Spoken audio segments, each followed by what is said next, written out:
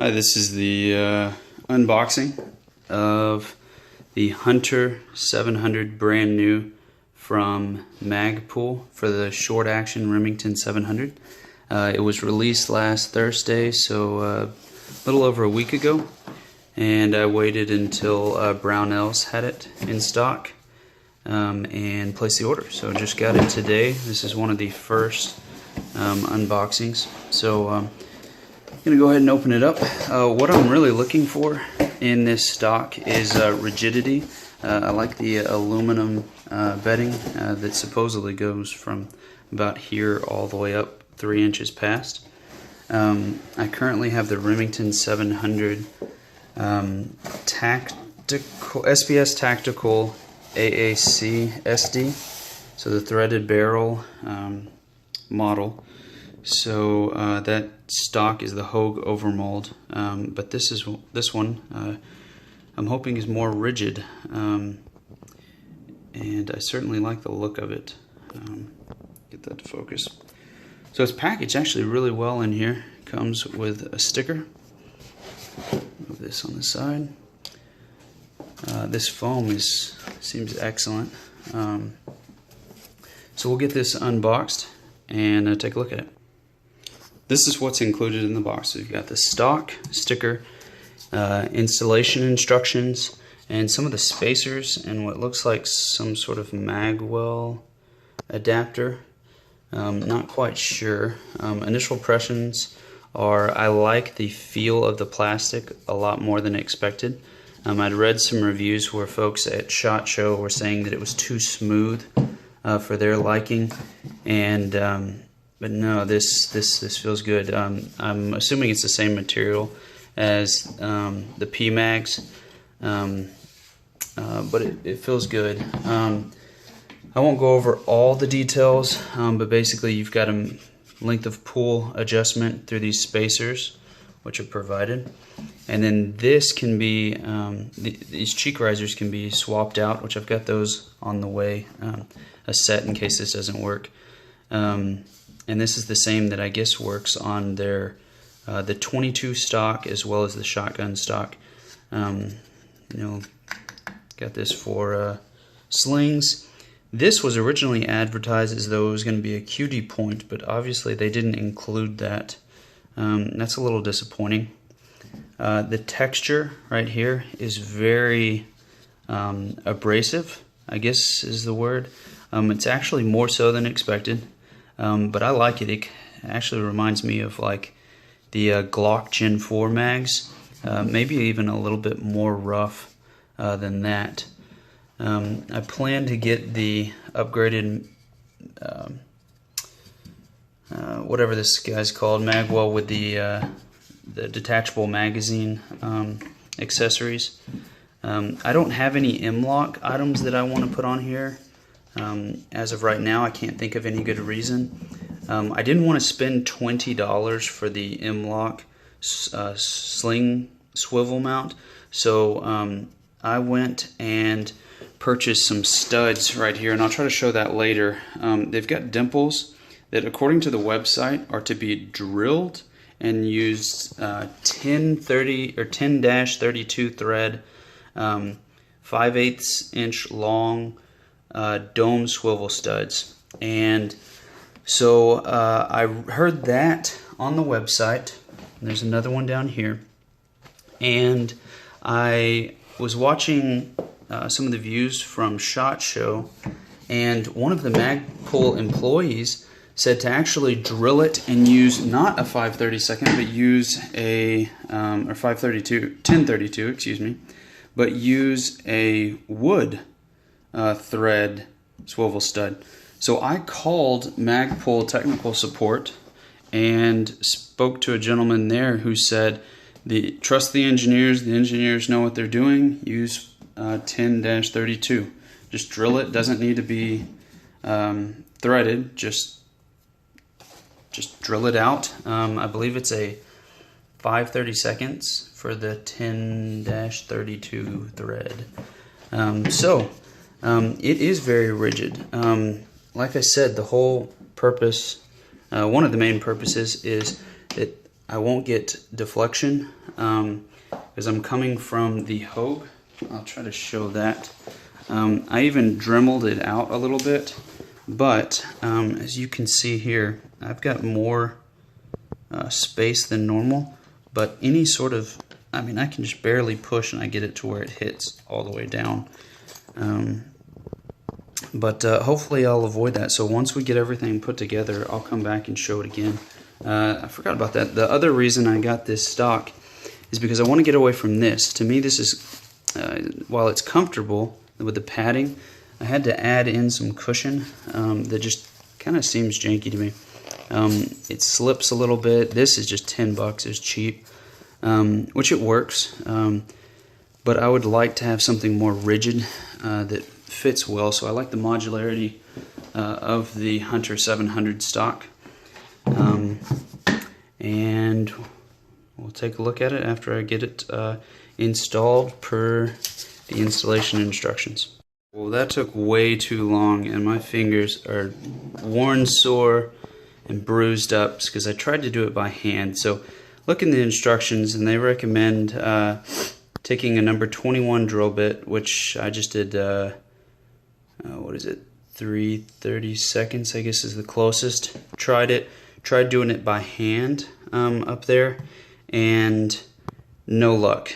Like I said, my fingers are killing me now. So I set on hold for a while with Magpul, but just got fed up. So I just decided, you know what, I'm just going to go buy a tap and drill bit. So I ran down to the store, picked it up, 10-30 seconds, and did it real slow, marked it off to the 3/8 inch distance, actually a hair less. Then worked this in real slow with a little bit of lube on it. I didn't have any cutting oil, so I just used a little gun lube.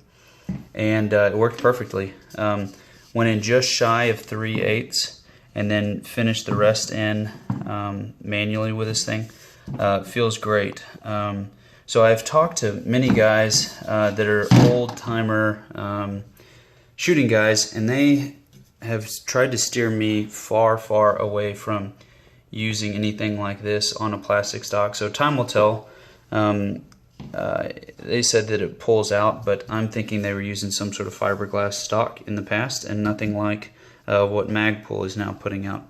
So I've got that attached, and now I will hook it up to the rifle.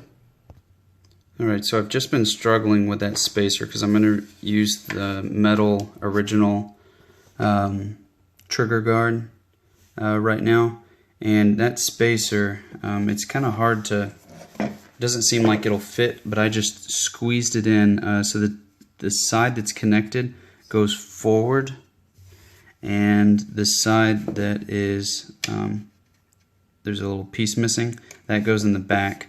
They say just put it in. Well, it seemed like it would break, but I just squeezed on this end, started to slide in, and kind of wiggled it in and just popped right in. So actually it wasn't too bad. Okay, so I held it upside down, put the stock on, and about to install the trigger.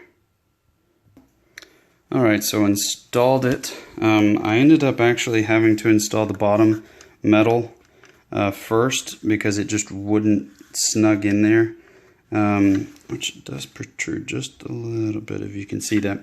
But I had to do that first. I just couldn't get it in, and then put it in. I don't have a torque wrench, so I will be borrowing one soon to get to 55 to 60 inch-pounds on both bolts. So yeah, so I'll install the bolt and take a look. Looks great. Feels good, doesn't wiggle or rattle too much. Stock has got plenty of cushion, the pad. Everything seems to fit up nicely. We'll take a look right here. This is interesting, the free floating. So this is my main concern. Reason for getting it, you can see right there. So it does actually flex just ever so slightly. I can't tell if it flexes more or less than the Hogue, but I'm about to attach the bipod, and we'll see how it goes. Alright, so I just discovered my first issue with this. With the swivel stud installed, look at how far it sticks out. It's just poor design. They knew that 90% of the shooters are going to have a Harris bipod. I guess they're banking on 80% of those buying the M-Lock. So looks like I may be doing that as well, because that swivel stud that I installed, because it's not truly fitted into anything aluminum up in here, when I move this, it moves. I can't get it tight. So that is very annoying. But let's take a look at how it responds with weight on it. So it is free floating. I can push down and make it touch, which is kind of annoying. But we'll run a piece of paper through it and see what happens. So I know a lot of people don't like this test to see if it's truly free floated or not, running the paper, but it does seem to be free floating with the paper. I can see light underneath it back there, so I like how much room it's got. In the back, I guess that's for a different contour barrel. But then it comes and necks up. It's kind of interesting. But I think it's going to take quite a bit of force, even if you've got a heavy can or suppressor out here. It's going to take some considerable force to make it touch. So that is a good thing. But time will tell. So that's that. Everything fits great. I will probably mess with the length of pull and the cheek risers, and so yeah, decent little stock. To adjust the length of pull, for my particular setup, which is actually a pretty low to the bore scope, got a LaRue rail with extreme low, I believe it's SPS Tactical rings, but it's very low if you can see. But still, for me, the standard doesn't quite do it, so I'm going to go up a size. Like I said, I've got those in the mail. But I remove this. This is for the length of pull. Slide it out. Put the next one on here with this little tab facing forward.